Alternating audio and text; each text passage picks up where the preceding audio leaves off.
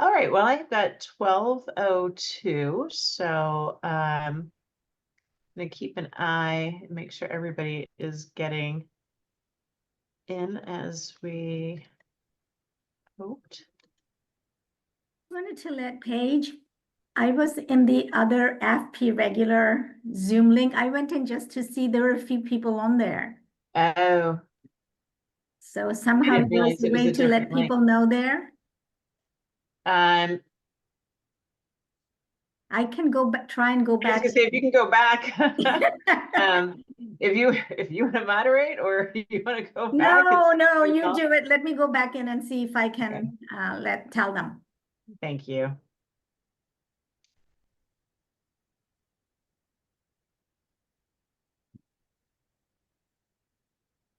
This is for our panel, this is a regular session that we have on program management, and this is kind of a breakout special session that we have.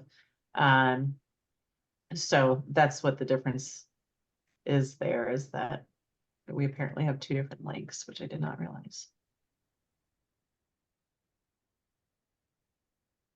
Paige, my link, when I did the one that you guys sent out a while ago, had me click on a new one. When I clicked on it, it said, you're being redirected to a link. So I just then said, okay, and clicked on that one and got brought to this room. So I was like, I'm good. Yeah, good.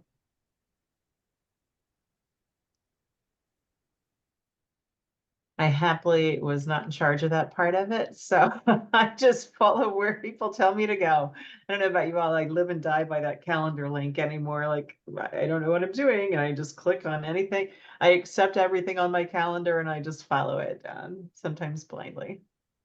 I'm the same way, so I'm glad I'm not alone. It's incredible how, you know, I'm sure it's all COVID, but I no longer know what I'm doing unless I have a link on my calendar. All right, we'll go ahead and get started as people start to come in.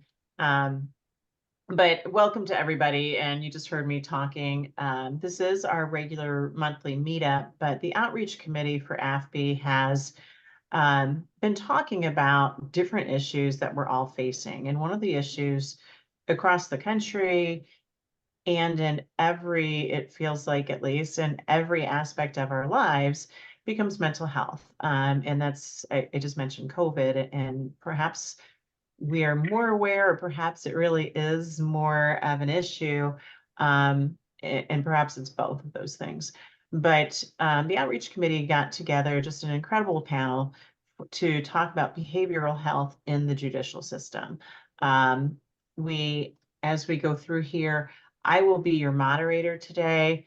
And in preparing for this and speaking with our expert guest panel, I am really excited just to be able to turn it over to them because they have so much information to share. So I'll do a quick introduction of each, and then we will get started with the content. So our first panelist is Judge Rohani Zapata.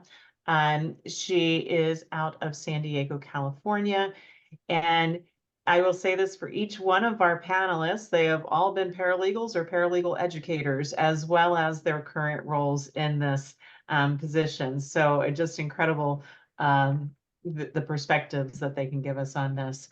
And as I said, you can read through all of these. I'm just going to go through very quickly each of their backgrounds. We also have Jennifer or Jen Albright, who's the director of the Arizona Supreme Court Center for Forensic Science and Psychology. Also been a professor for paralegals. And then last but not least, Michael Harper, who is the Behavioral Health Administrator for the Pennsylvania courts. And Michael is going to start us off with giving us just a real general background about what the issue is, what his role is, and what Pennsylvania has been doing to address behavioral health in the court system. So Michael, I will turn that over to you. Thanks. Thank you, Paige. Thanks for having me here. So I'm going to talk, I think, for about 10 or 15 minutes, just to kind of give an overview of what's going on nationally and then a little bit in Pennsylvania on behavioral health. So right before COVID, the Council of Chief Justices and State Court Administrators got a think tank together to talk about behavioral health, because nationally courts are seeing more cases across all sectors of the court, right? Children, dependencies, parents, juveniles, adults, competency is a big issue. People in jails just stuck waiting to go somewhere. And they were seeing it getting worse before COVID. And of course, COVID came and things are even more challenging now because the way it's been described to me by health systems is COVID came, and when it left, it just really took out a lot of the provider infrastructure. Providers just went out of business. So they're struggling, and the courts are struggling with workforce shortages. So the crisis has gotten, I guess, more intense because of COVID. It was already there, but it's gotten more intense. So the task force recommendations really focused on how really judges lead it. So it came out with actually they consulted some kind of ethics board and said judges now have an ethical duty to lead, to advocate, and to improve the administration of justice around the behavioral health challenges that the courts are experiencing. And advocate is a tough word for judges, right? They stay objective and they're not supposed to really go there, but they do have a duty for the administration of justice. And it really becomes a social justice issue if inability to access help in the community affects outcomes in a courtroom. So that's where the think tank felt that, yes, courts need to start taking a more active role. And one of the recommendations of the report was to hire a point person in the state court system to really be a facilitator for this judicial leadership role. And that's when I got hired about 16 months ago. I didn't know the think tank report existed. I got hired, and the first day they handed it to me and said, Michael, this is what we need to do, and we don't know what we're doing. So the last 16 months, I've just been really doing a lot of networking, talking to stakeholders. We started an executive committee, and other states have done this as well. Started an executive committee with all three branches of government. So it's really increasing communication and collaboration at the state level. And the idea there is really kind of understand what's working well statewide in our courts, and where are the challenges, where are the resource gaps, and of course, what are the education needs? That's a big part of the job, is assessing education needs and what needs to change moving forward. So that's really what I've been doing. We started some work groups around these key issues in the think tank report. It's challenging to ask people to strategically plan when they feel like they don't have enough people power to do anything. But my line for that is it's a really good time to plan because it's going to change. There are going to be new resources coming online, and the court system needs to be in a position to use those resources efficiently and also increase its capacity where it needs to increase capacity. So I spoke yesterday. We have a state trial judges conference. So there are 400, 500 judges. This initiative got explained to them outside of my presence, and I got brought into a room with a smaller group of leaders. And just to kind of explain, I know it's tough, but this is what we need to do going forward. And one of the judges explained that a prior Chief Justice had this mantra to help the change in different areas. It's basically gentle pressure applied relentlessly. So that's kind of the mindset that the court system is going to take to try to move things forward. So system change is hard work. There's no shortcuts. It's going to take several years, 3 to 4 years, but that's okay because that's about how long it's going to take for these new resources to come online. So it's really a system transformation moment. So when I say it affects all sectors of the court, I have our agenda for our statewide summit. We're having a summit in October. About 22 other states have had summits, and some of the summits have focused on issues as opposed to system-wide. So North Carolina, they've really drilled down on trauma-informed. So we just sent a team to North Carolina to understand what they were doing. So we're going to incorporate that work into what we're doing with trauma-informed. It's going to enhance what we've already been doing. That's obviously a big issue. And what's really nice about focusing on one issue is some of these states have been able to really line up all the stakeholders and really make some headway in that area. So for example, in North Carolina, the DA, the hospital systems, schools, law enforcement, they're all really focused on using trauma screenings for anybody coming into the court system or even before, because it really starts in your primary healthcare, right? I mean, people are coming to the court system because a lot of times because something's broken, something's not working. So whatever happened in the community, like we're a reactive system. So something's happened, now they're now coming to us. So part of this initiative is looking at the community and engaging those stakeholders to how that can they do better as well, so they don't even come to the courts. That's called deflection. Diversion is once you're in the courts, how can we identify this situation early? And a lot of times it's family based. It's not just an individual. The family is a family unit issue, like independency and juvenile justice, truancy. You know, things are starting earlier, and there's a term called upstream, where courts lead conversations about how can we go upstream and identify these at-risk families, you know, way earlier. And then, of course, if someone's an adult and they come into the adult criminal justice system, it's how to identify this person at all the different intercepts. I don't know if you've ever looked at SIM, it's something called the sequential intercept model. It's a really nifty way of looking at the criminal justice system and all the different points that the system can do better in identifying and connecting someone to a continuum of care. So our summit, it's not on the website yet, our agenda, but we decided to go big. We didn't focus like North Carolina. We're having a 2-day summit where it's really just all sectors of the court. And we're asking counties to send key leaders to the summit just to be exposed to these menu of best practices, approaches, opportunities to collaborate, and then take it back to their individual community and decide what do they want to work on. So my job post-summit will be really supporting, in addition to judicial education, trying to provide technical assistance or lining it up for what it is that counties want to do going forward. So it's, you know, we had a little planning meeting before today, and I used the word system transformation, and it's really multi-system transformation. So everybody is going to be encouraged to look at things differently. And it's a real opportunity. I just wanted to maybe give you a couple stats. Well, let me list a couple. I'm sorry. I'll list a couple areas where unpack a little bit more deeply these opportunities to do better. But one is something called crisis infrastructure.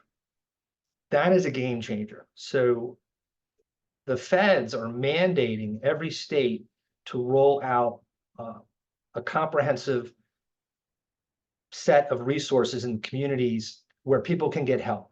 Now it's just healthcare, but basically everyone will have some place to go for help, somewhere to call, and someone would come to them. So Arizona, I think someone here is from Arizona. They're 6 years ahead. They're light years ahead. They were really the pioneers, and they've really dialed it in. And there's professionals from Arizona that have toured the country and teaching it to other, sirens going on. I don't know if you guys can hear that, or teaching it. So that's just a game changer. So people will have somewhere to go to get help. Law enforcement doesn't have to be called into behavioral health issues unless they need to because of safety concerns. But people will be able to actually get help. So that's a game changer. But that's going to be a process of rolling that out. Another thing is competency. And I think someone on the panel is going to get more involved in competency. But that's really your people with serious mental illness. I'm an attorney. I graduated law school in the 90s. Right away, I was commuting into the big city and meeting the homeless for the first time because I was like a country kid. I'm like, what is this? And they're like, well, the state hospital's closed. So we've been dealing as a court system, decriminalization of mental illness for 40 plus years. So there's a model now, though, where you can have different approaches. I won't get into the details of it, but that's something Pennsylvania is very interested in. So we're really pushing that. There's a guy in Miami, Judge Leifman. He's coming to speak at our summit, and he's also been touring the country on the Miami model, just like the Arizona professionals. So these successes are being spread nationwide, really, right? Well, that's a game changer. And I'll give you some stats around that in a minute. I already mentioned upstream, catching things early. So that's engaging schools, law enforcement, juvenile justice. So we had a work group around that. And then intellectual disabilities, which I've done a lot of work in behavioral health for many years, but I've never really connected the dots on that. So I've had the privilege of meeting experts in our state around intellectual disabilities. And they really say that's the individual, the invisible disability. Courts have no idea how many people are in their system that have intellectual disabilities. They become very adept at masking it and covering it up, and you wouldn't even know. So, and people with ID hit the system, every sector throughout their whole life, as children, as adults, and then as when they get older. So that is, we just don't know. We don't know the numbers, and there's articles on disparate impact, and it's just a really big issue. So we're really glad. I report to Supreme Court Justice Doherty. He's led autism in the courts for several years, and he's become the natural leader for this behavioral health initiative that we're doing in Pennsylvania. So I'm excited that there's sort of been a path created to how to push out into this system change special populations. So ID is going to follow the autism track, and I think that's going to be really helpful. But I just wanted to close with giving some stats. And just a couple. So I'm going to talk about children and youth, people with serious mental illness, so that's competency, and then just substance use or addiction or substance use disorder.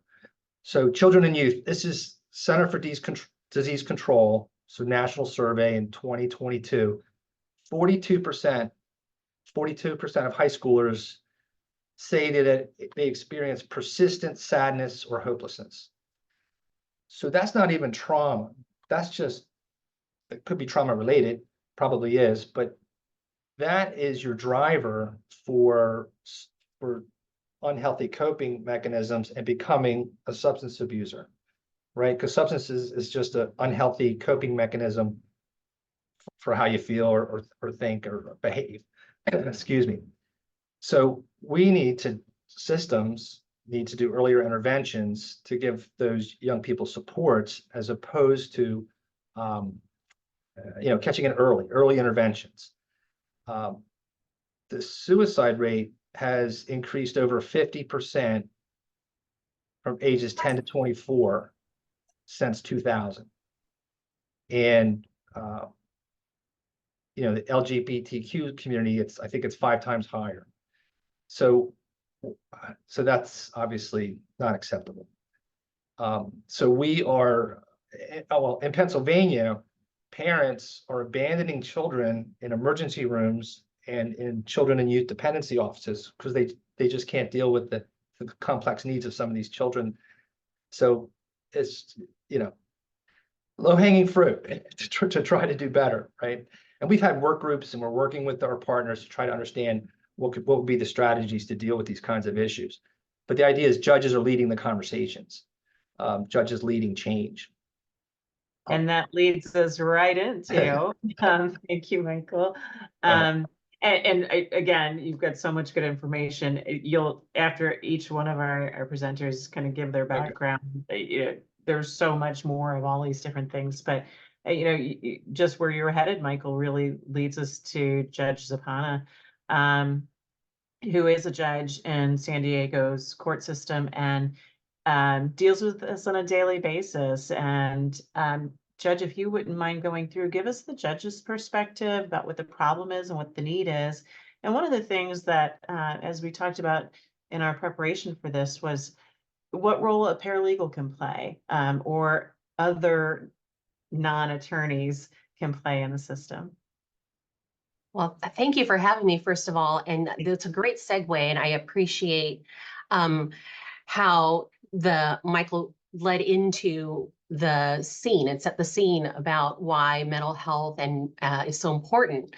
What's going on from a judicial perspective is that out here in California, we have to recognize just what's happened as a result of COVID and how it's impacted mental health. And just to give you a better idea about the scene that we're working with, when I was in the midst of the lockdown or the shutdown, when the world shut down, one of the first few courts to open and mandated by the governor of California were for youth. So they were the dependency courts and the juvenile justice courts. We were open within just days of the shutdown, not knowing what was going on, only because we found how important it was that when the world shut down, so did the access to mandatory reporting. And so we had a lot of youth that were at home with, caregivers, parents or loved ones who were also in crisis. So we had these huge households in crisis and youth in crisis, with no mandatory reporting because they're not in actual face-to-face with teachers or counselors, and there weren't these people to actually have extra set of eyes on what's going on and see any red flags. So I was presiding over dependency cases and juvenile justice cases for the past 4 years, from 2020 through the beginning of 2024. And what we noticed was that we did have youth, but also we had attorneys that were working on cases that were just unheard of, unspeakable things going on in the home because there were no eyes and ears outside of the home. And there were a lot of breakdowns in mental health, and we saw a lot of abuse, but also, as you mentioned, what Michael mentioned, we saw a lot of parents who were really in crisis themselves. And that's what led to the youth just not knowing how to navigate. But if you can imagine youth in the midst of trying to understand the world, especially adolescents that are just learning how to navigate and learning skills to navigate, get shut off from the world, and the world letting them know we're not sure what's happening, and all the adults who are supposed to be in charge saying we're not sure. It's made a huge impact. So there's been an increase in gangs, an increase in access to firearms and the use of firearms. We have youth who are paranoid, anxious, and, as you heard, depressed because they feel let down by an adult population in the midst of a pandemic who could not guarantee their safety. And that's the setting that kind of pushed forth the past 4 years in at least juvenile justice and dependency out here in California. What we noticed also, though, is that then I started this past January in mental health courts. So that's kind of what we were working with juvenile justice and dependency. And we also noticed that lawyers in juvenile justice and dependency or family court, post, the height of the pandemic, had the aftermath, and we're working on cases with families that were just greatly impacted, behind the closed walls during the shutdown, and how things were really they're trying to put broken pieces back together again, and make sense of it all. But again, we started noticing youth that were 2 years behind their developmental stages because of the unpredictability of the pandemic, and then the outbreaks, and then the shutdowns, and the periodic virtual learning.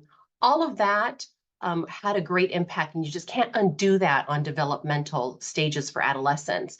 And so we had attorneys and legal practitioners and their staff and their support working with these families in all different facets, trying to navigate, and they were feeling the impact of hearing these stories and working in direct contact with these families.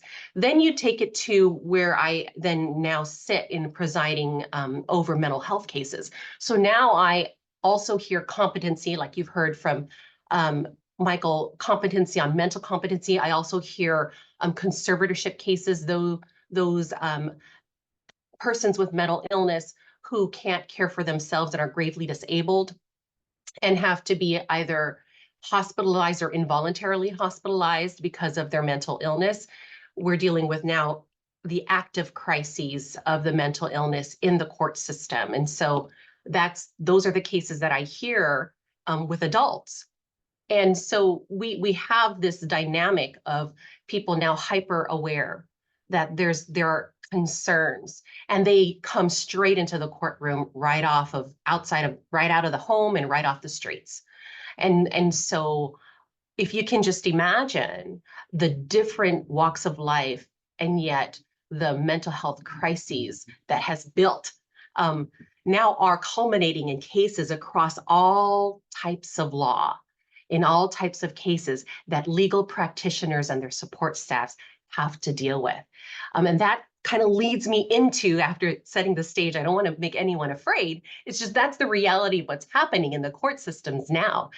We have the cases coming in the aftermath of such crises that we have to be trauma informed. We have to understand that there is secondary trauma going on, not just with those that are directly impacted, but those who have to, on a day-to-day, listen to these stories and work with these families, whether it be the legal practitioners advocating, whether it be my court staff and the court reporters, the court clerks, the bailiffs who hear the testimony and the circumstances of these families and youth on a day-to-day.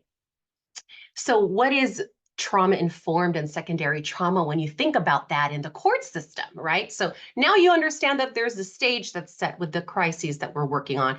It's come across all disciplines of law, and it's impacting practitioners and their support staff because we're hearing it. They're heavier cases. They're, situations and circumstances that and types of abuse that you would have never imagined, that, probably manifested from, a lot of the lockdown issues and what's happened with COVID and the social distancing. And so how do we deal with that? Or how do we recognize that and work with that? Well, the court system and the judges, we have to understand, and we know that we have a perspective of the courtroom, but we are also the head manager of the court. We can see, and which is why you'll notice that we're a little bit elevated from the actual ground floor of a courtroom, because we have to keep an eye on what's happening and hopefully get a gauge of the dynamic of the courtroom. So whether it be a lawyer who appears that they're perhaps, burned out from such heavy cases and all of a sudden isn't, on point or kind of losing their focus in the midst of argument. Or we notice body language where the breathing's heavy, or the thought process comes from long pauses, or we notice the interplay between the client and their attorney, where there might be tension, or there's huffs and puffs from the client, eyes rolling, or the client seems clueless as to what's happening and wildly looking about, not feeling or not showing that they feel prepared. These are all things that the judge has to notice, but also has to recognize and kind of draw any safety measures if there's some active concern. And so if it gets to a point where justice can't be administered because we keep pausing, where let's say a witness is in crisis and they're being activated by some real, having to relive a story of trauma or abuse, and they have to keep pausing and fidgeting or sweating, or they can't answer, that's a halt to justice being administered, and we're not serving the population in a way that we're supposed to. We're supposed to be able to support the people that are in court, have people in court feel like they can be heard and they can feel comfortable speaking their truth. And that's the goal. And so to be trauma informed, it's a phrase that's being used a lot, but I think it really is just the bare bones basics of recognizing people come from different walks of life and understanding the scene of what COVID could have done behind closed doors, and respecting that it doesn't discriminate by economic status or education or professional, abilities, or it really has affected everyone. And I can tell you firsthand, it's affected all walks of life, including the legal practitioners. So what have judges been doing at the forefront? 3 things that I personally was involved in that I can explain to you a little bit was that judges are being trained on how to understand, at least see the red flags and halt if justice is coming to a halt already because of these interruptions, because people are just not feeling comfortable speaking their truth. being themselves to be able to help the process and give the courts and the jurors the information needed to have justice administered. We have to be able to know what that looks like and understand the brain to a certain extent. So we've had in San Diego, we've had an education committee that talked about the neuroscience behind the brain, understanding what could activate, or what some people use as trigger. I try not to use that word. It's affiliated too much with firearms and can be used and abused, but we like to say activate, because we just don't know what may activate a person's emotional response and not all of a sudden freeze up or get confused. And of course, we're always searching for the truth. So the education committee's done that. We've talked about secondary trauma. I was part of a workshop that went into secondary trauma, how to understand what the red flag warnings could be, when to say, let's just take a recess. After heavy testimony, when to say, I think it's time for a recess. Or in the moment of a person just looking, physically appearing as if they're activated, give them a moment or give them an opportunity. I'm gonna give you a moment to just take a deep breath. Do you think it's time for a recess, or would you like a few minutes? We can go ahead and take a break, or we look at the court reporter who might have tears streaming down their face, which has actually happened in the midst of hearing testimony on a molestation case, to really recognize those things and to take a moment. Or if jurors are wandering because they don't want to stay focused on something that photos that just seem horrendous, to give jurors a moment. Sometimes I say, let's go ahead and do a stand and stretch. And we don't have to, take this huge recess, but if a stand and stretch can kind of reset everyone to remind everyone, we're here to administer justice and search for the truth. It is helpful tidbits that judges are trying to understand and recognize, but also help administer a trauma-informed courtroom. The National Association of Women Judges, I'm part of that conference this year that's going to be talking about the neuroscience behind secondary trauma, understanding secondary trauma, and what it does to judges, and how judges hear on a day-to-day these stories and have to get involved in trying to work with litigants on, administering justice in the midst of crises, and what weight that can do to a person that has to make major decisions. And so we're going to be talking about that this October at the National Association of Women Judges. And then, of course, the California Judges Association, I'm involved in a secondary trauma workshop that also provided statistics on what the weight of the decision-making and the aftermath of COVID has done to the judicial role and how to maintain resilience. So we are talking about cognitive-based resilience, understanding ways for judges to be able to withstand the weight of the pressure of the decisions we're making, but also the weight of hearing day in and day out these heavy cases involving a lot of crises and pain, really seeing emotion, deep pain from several people in the courtroom all day, every day. And so what can paralegals do? I think as a part of my introduction, it was explained that all of us have been paralegals, myself included. And so I have that unique perspective on being able to now see on the bench what's happening and understanding my role as a judge, but really seeing what opportunities there are for paralegals. And what I can say is, after setting the scene and you all hearing kind of what the crisis is and what the major concerns are with mental health in the courtrooms across all disciplines of law, and then actually kind of hearing about what judges are doing, the role we're doing, paralegals can play such a huge role because, as I explained earlier, a lot of times the legal practitioner or the attorney who's in the midst of their argument or in the midst of having prepared hours and hours and stressed over, clearly, wanting to present the best case they can oftentimes put on the very end of their list the body language of a jury, or the physical manifestations of the relationship and interplay between the attorney and their client that they're not seeing because they're in the midst of focusing on their one job. advocating and making sure they get all the information and their position on the law before the court or the jurors. And so as a paralegal, I think it's not only invaluable, I think it's crucial that that set of eyes is looking through that lens, that trauma-informed lens, and understanding where the yellow or red flags could be, when you could say, you know, well, let's plan for a break here, understanding what the anticipating testimony is going to be or the topic's going to be, to plan breaks, to plan a moment to look at the client and recoup with the client or the witness in the midst of court hearings.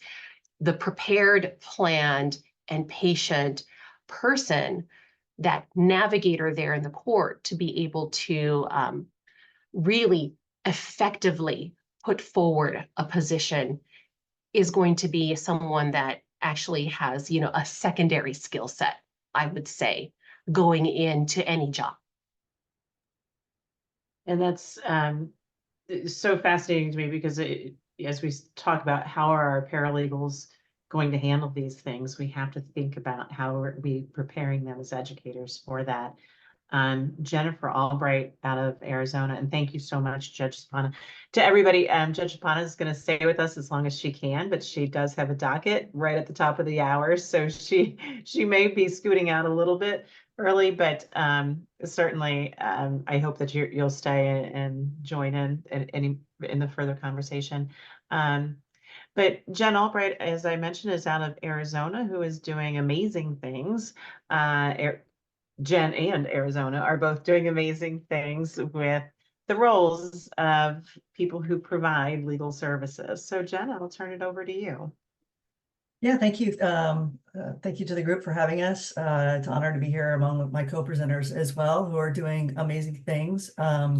Yeah, Arizona, I think has been pointed out, I think Michael pointed out, in some areas we're light years ahead. You know, I've been working in the court system and with policy and with the court administratively driving change in areas of mental health in the courts, being trauma informed, different programming for over a decade. And for us in Arizona, for over a decade, we have had a mental health crisis. And that I think time has just shown us that continues to not necessarily always get better, it gets worse, right? We have things like COVID who create a whole new set of problems. We also have, you know, cultural shifts as generations change and kind of move through our juvenile system into our adult system, into our workforces change. So we're just constantly trying to like stay on top of stuff. So we've had 3 prior committees and task force that have looked at what can we do in the justice system to help lawyers, judges, those law enforcement, our behavioral health folks that support our mental health courts, our probation folks, right? How can we get them trauma informed? And that's constantly changing because there's new types of things that they need to understand. For example, one of the things we're looking at tackling is addressing how neurotypical we expect everybody to be in the courtroom setting and needs of folks who are neurodiverse. And that does for a lot of folks who are neurodiverse, there is a lot of trauma around everyday tasks and interacting with the world and in systems that you know, find there to be issues with distractibility, impulsivity, you know, nervousness, anxiety, a lot of the trauma that comes from just masking or just trying to get along in the world, right? So one of the areas we're looking at, but as Paige has said, we're always doing something that's pushing the edge here in Arizona. We have a lot of things we have going on. So to just try to kind of focus of some of the things the group can kind of expect to maybe see in the future, or you are seeing in your states, and how that impacts paralegals. Arizona, a number of years ago, kind of as COVID was hitting us, because I remember finishing kind of all of our original planning is we now allow non-lawyers to practice law in the state. So we have redefined what is the practice of law and who can practice law. So we have folks that are licensed, as we call them, legal paraprofessionals now. We also have a group we call them LLAs, but limited legal advocates. And we are those limited legal advocates and those legal paraprofessionals often come to us with a very diverse background, right? So we have worked with our paralegal programs in the state, as well as our bachelor's programs that have law-based programs, and like the University of Arizona's Bachelor of Law program, to create direct pathways for folks who have some sort of paralegal education, as well as folks who just have experience to be able to get licensed in one of those roles. And we're looking at how we expand those roles specifically to work in settings and work with populations that face significant mental health issues and mental health challenges. And so that means that we have to find new ways to also make sure folks in those roles are trauma informed. One difference in our state, right, is that the bar does significantly control what education opportunities there are for lawyers, for our legal paraprofessionals, for our paralegal division of the bar. So part of what I do in the center now is find different ways where we can kind of create these new partnerships where all of the various stakeholders can work together on trauma-informed training, on how to work with or recognize someone that might be impacted by mental health concerns, but how those folks can say, maybe that person we don't outward, right? It's not manifesting in a way where it's disruptive. We see a few indicators of what that is, and how can we create an environment, to Judge Sabana's point, that allows those folks to acknowledge, like, I have the struggle, or I have this problem, or I have this thing going on, and this situation is harder for me, right? But they're used to kind of being able to cope, but there are triggers that are going to maybe occur that make that situation worse for them. So we're having our strategic agenda to create some additional training programs that will cross over with our education partners, with our lawyers, with our behavioral health providers, as well as with, of course, not just our judges, but our court staff. And so I think one of the questions, is, what does this mean for paralegals? What does this mean for paralegal education? Well, on one hand, right, what a paralegal can do is changing, right? More states are allowing paralegals to interact with clients at a higher level, sometimes appear in court, to work with clients at a higher level, in a different level, as well as let folks who are educated through the paralegal system, right, to actually go in and engage in the practice of law. So we need to find ways to help in the education process for our paralegals to be more aware of the intersection of mental health and the law, what types of clients that they might interact with. Here in Arizona, we let our legal paraprofessionals work in family law. So there is a lot of need for trauma-informed practices. There is a lot of trauma that comes in family law issues, everywhere from custody issues with parents to how that affects children, and as well as dependency matters with our kids in that system. So we have a lot of that, and we allow our LPs in that space. We let our LPs be involved in misdemeanor practice here in Arizona. And we know, right, when we look at all of you can look in your local populations, right, your homeless population, your folks that are just marginally getting by and have these constant run-ins with the law, they really often come in your kind of whatever your misdemeanor system is in your state, whatever your limited jurisdiction courts are for that. So that is where we see, statistically speaking, a very high percentage of people who have serious mental illness, who are having difficulties in the world because of intellectual disability, neurodiversity, those types of things. And so making sure our LPs become you know, become educated, not only in those systems, right? And what the opportunities are, what mental health courts are, what competency is. That competency, I know Judge Chapana can speak to this. Competency is not a black or white thing. It really is, for lack of a better word, a spectrum.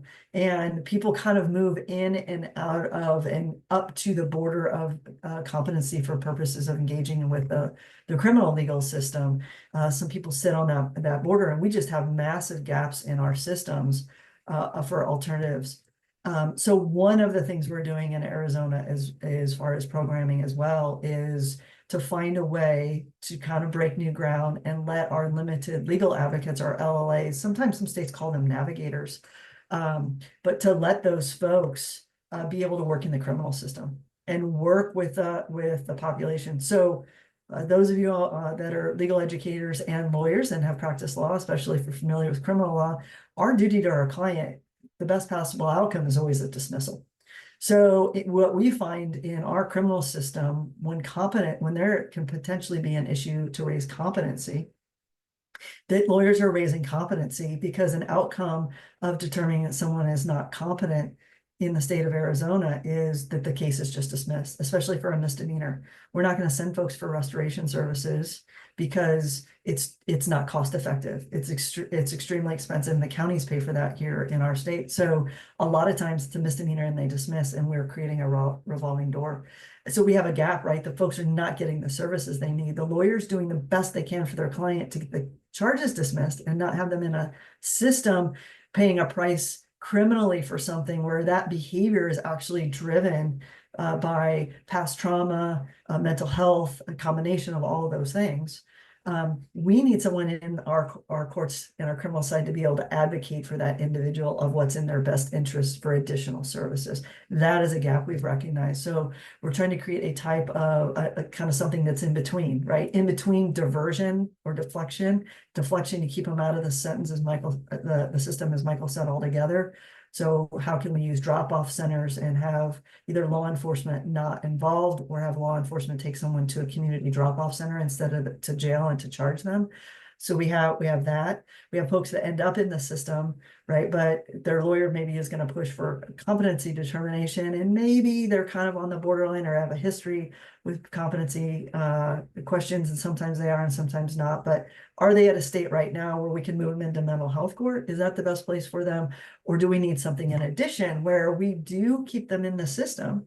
We do have some kind of diversion program, but we have services wrapped around for them in order to kind of like mental health court, but we can kind of move them through the system in a different way to help provide those supportive services. We need someone to advocate for that person. So we're doing, I'm working on training right now. I've been buried in it we certify our competency evaluators in our state, statutorily required, working into our new training program to make sure we are having folks who are doing competency evaluations really learn and feel comfortable to speak to this person may be competent, but these are the things that need to be placed in the courtroom, as the judge pointed out, so that the judge and the attorneys and folks involved in the case are aware of how to navigate how that case flows and how that process works in a way that meets that person's needs and does not trigger things that might help them decompensate more, right? And so that's a type of being trauma informed when we really speak to it, as well as getting this program going where we maybe have some LLAs that can act kind of as a almost for those of you who have guardian ad litems that help with children, right? So they have a defense. I know in Illinois we had, when I was first out of law school, we had an attorney appointed for the juveniles, but they also had what we called CASA, and I know CASAs are different things in a court-appointed special advocate. They're just different in every state, but in Illinois, the child had a CASA that spoke to the child's needs, and that was in juvenile matters as well as any matters like in termination cases or abuse and neglect cases, right? So what are the child's needs? We are trying to figure out how to do that for the folks in our criminal population. That is groundbreaking and new. And everybody's like, you can't do that, right? We can't have someone else in there advising a defendant and getting in the way of the attorney-client privilege. And we're saying, but why not? We do it in the juvenile setting because we recognize juveniles have some limited capacity in decision making. Well, when someone is suffering from something because of past trauma or the trauma they're going through because of the case, when someone has a serious mental illness, when someone has an intellectual disability, all of those things often mean that they have some limits to their capacity that the other folks who do not have those things, they can address some of those issues, right? So they need someone in their corner to advocate for them. And so that's a big new program. We have a grant and that we're working on. So I think with that is educators, right? Whether our paralegals are looking at these new pathways in order to go out and practice, folks in our paralegal programs, or to play the more traditional role of a paralegal and what they do in an office, there's just so much more opportunity for them. They're going to be interacting with clients. I've been teaching in paralegal education for, I think I did the math, and it's been close to 20 years now. So I'm dating myself. But right in that sense, my paralegals in the law offices that I've worked with often know my clients better than I do. They're the ones that are fielding the phone calls. They're dealing with the explaining what I couldn't. I was focused on the case. I have a very specific trajectory I'm going as the lawyer to drive that case. The day-to-day interactions are often with the paralegal or the other staff in a law office. And so having them be trauma informed, for having them have tools to recognize and be able to maybe call out for the lawyer, there might be something else going on here. We might want to have further conversations with our clients to see what their needs are, to make them comfortable talking about their needs, and to determine if there's other issues we may need to know about that might impact how we handle this case, whether it's civil or criminal, and whether it's family law, right? Whatever the area is, juveniles is super important. So finding ways to partner, I think, with your other departments to get some other electives or courses, or just spotlight lectures if you have like a student group, right, that might be able to come in and get kind of different events to help your students, I think would be great, because states like Arizona are starting to grab your students and find different roles for them and try to elevate the profile of their role. So I'll leave it with that. I love all of those ideas, Jen. I've already put on my agenda for my advisory board to talk about switching our elective to a very specific course. So that's just really good advice. A couple of questions in the chat. One is about resources. What resources are available for all of us to share with our students or to use for ourselves even? To the whole panel.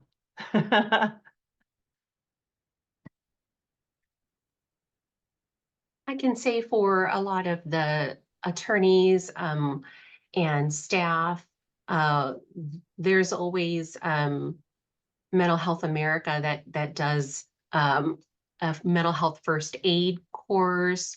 There are similar ones from other national or statewide organizations that are these, and it's open to everyone. It's usually between a day to a day and a half of instruction involving how to interact with a person in crisis, and kind of ways to kind of calm a person down and refocus maybe the conversation or the thought process just enough to get the appropriate support and help for that person.